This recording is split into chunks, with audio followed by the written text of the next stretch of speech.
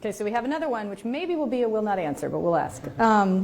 So NW18 Bengali News asks, what is your opinion on the state of the economy in India? What's in store for the future? And they ask if you could answer in Bengali. He has an opinion about it. Yeah. That's a statement not about what will work in the future, but about what's going on now. That I'm entitled to have an opinion about, I feel. The economy is doing very badly, in my view.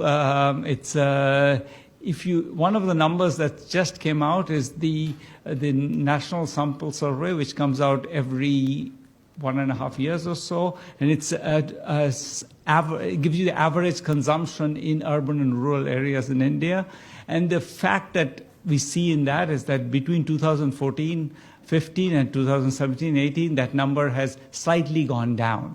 And that's the first time such a thing has happened in many, many, many, many, many years. So that's a very glaring warning sign.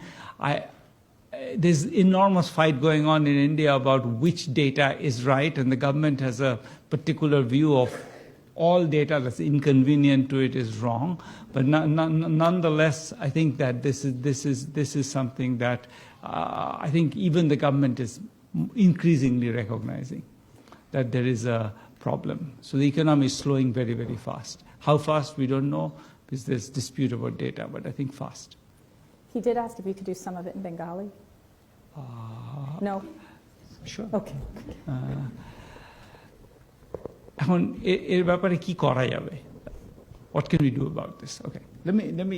I'll say the whole thing in Bengali and then translate. এর ব্যাপারে কি করা যাবে? সত্যি কথা বলতে আমি জানি না।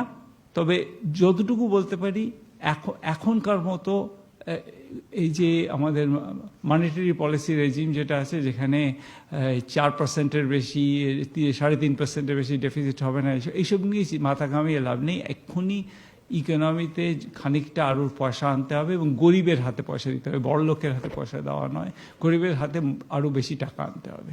So I don't know exactly what to do. The government has a large deficit, but right now it's sort of at least aiming to please everybody by pretending to hold to some budgetary targets and monetary targets. And my view is that the economy going into a tailspin is the time when you don't worry so much about monetary stability and you worry a little bit more about demand. I think demand is a huge problem right now in the economy.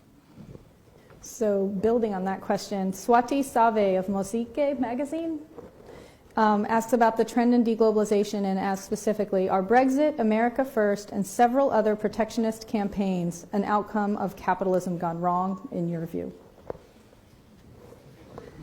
Is this a will not answer? Just a small question.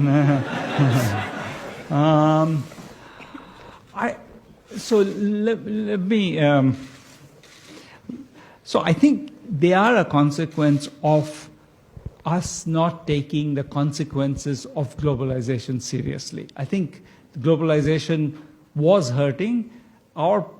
As economists, our presumption is that that hurt is temporary and it goes away quickly because people react to that by moving and changing jobs and retraining. We know now that those processes are slow, and as a result, people actually get quite badly hurt.